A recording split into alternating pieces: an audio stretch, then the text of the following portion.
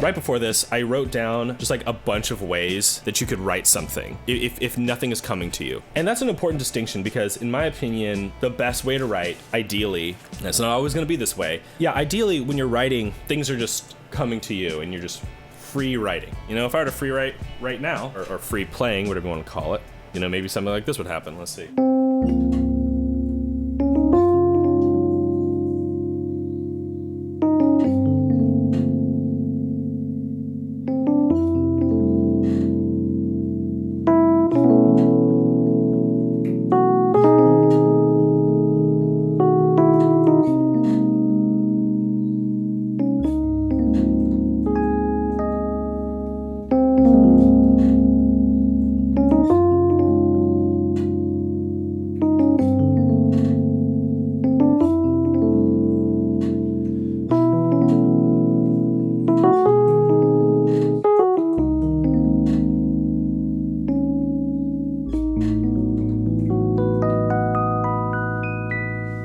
You know, not bad.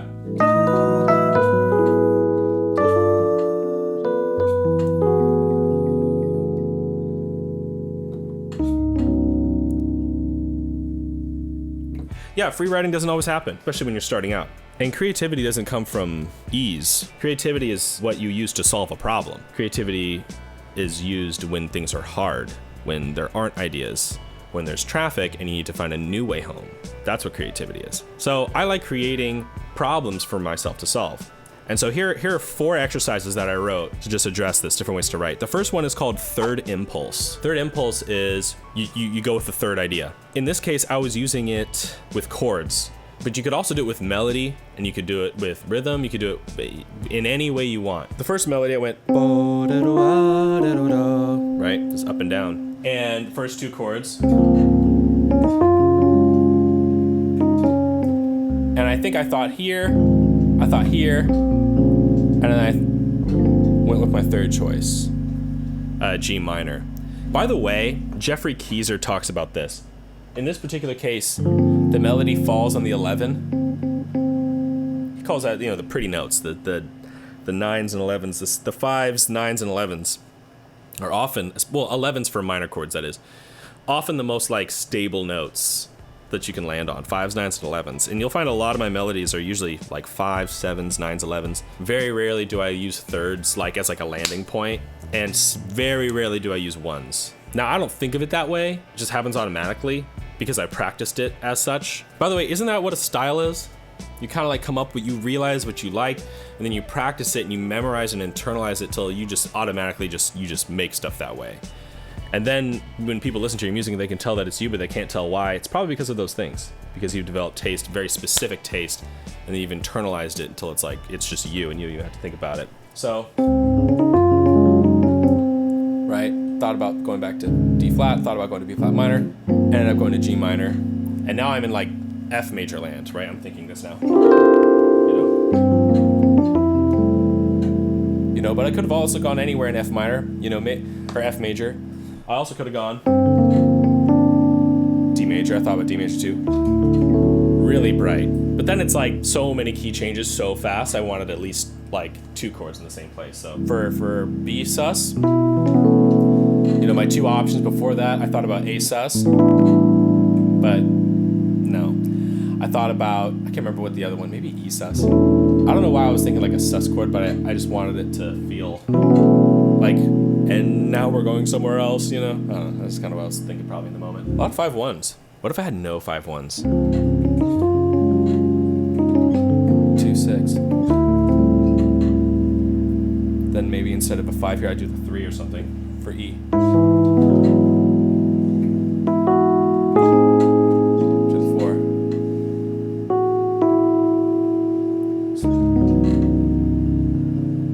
And then to the 2 of D flat.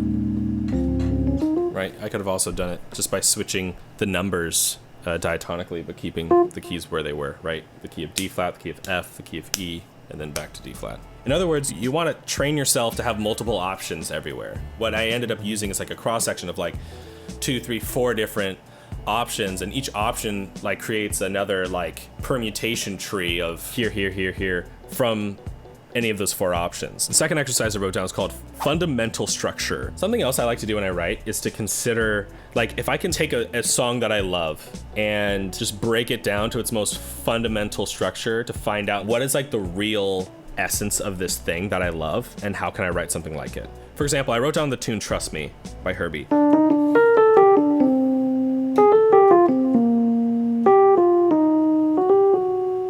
Now that's the simplest way I can play it. That's with no harmony at all. If you were to break it down to its most simple thing, there's these 2 notes, and I'll just call that a little pivot, right? Just a pivot from D to D flat and back. And then you've got 5 notes going down. 1, 2, 3, 4, 5.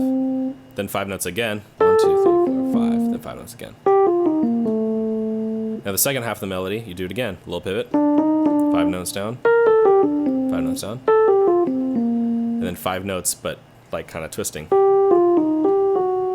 That's just like A, B, B, B. And then the second time is A, B, B, and then like B2. So here's B1, here's B2. Right, it's a little twist on it.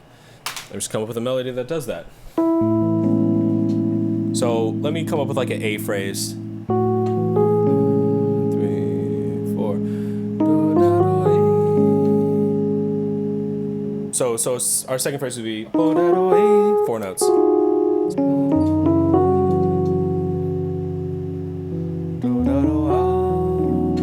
Let's do it all together, and I'll make the harmony continue to change. So while the melody repeats, the harmony's gonna be different, kind of like Trust Me.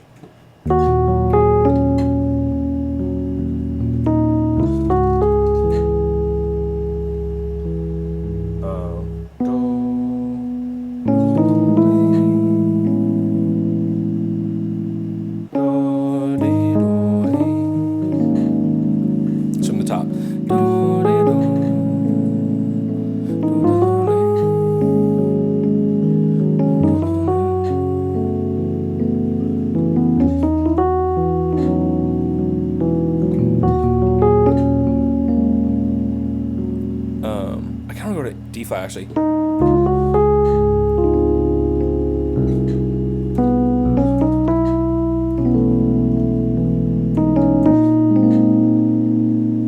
Maybe I can go maybe minor.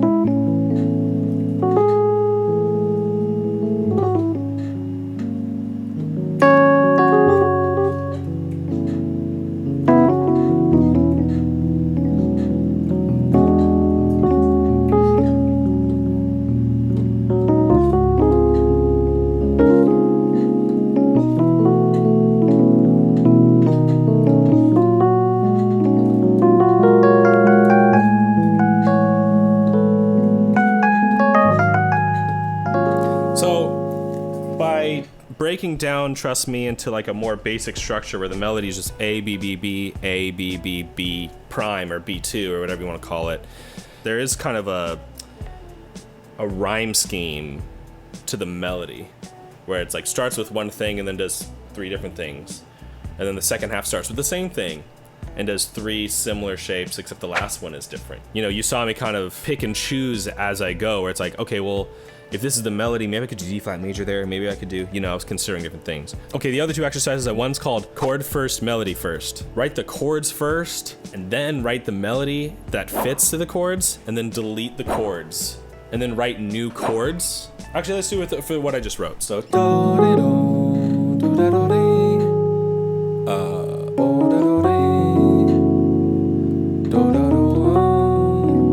now we'll change the chords and do like 4 completely different ones. So this is hard.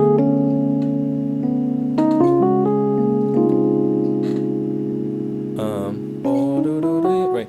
Make it minor. It's kind of cool.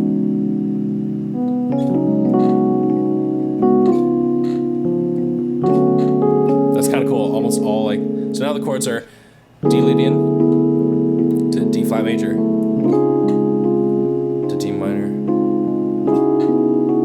to D sus, D dominant. That's kind of fucks actually.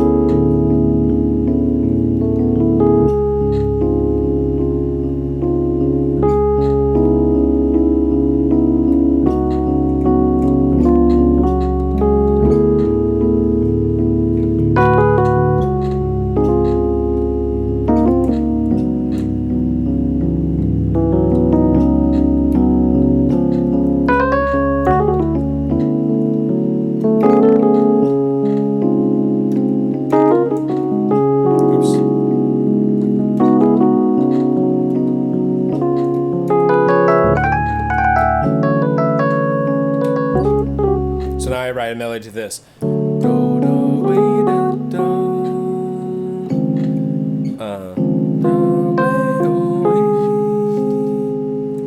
Do, do, way, do,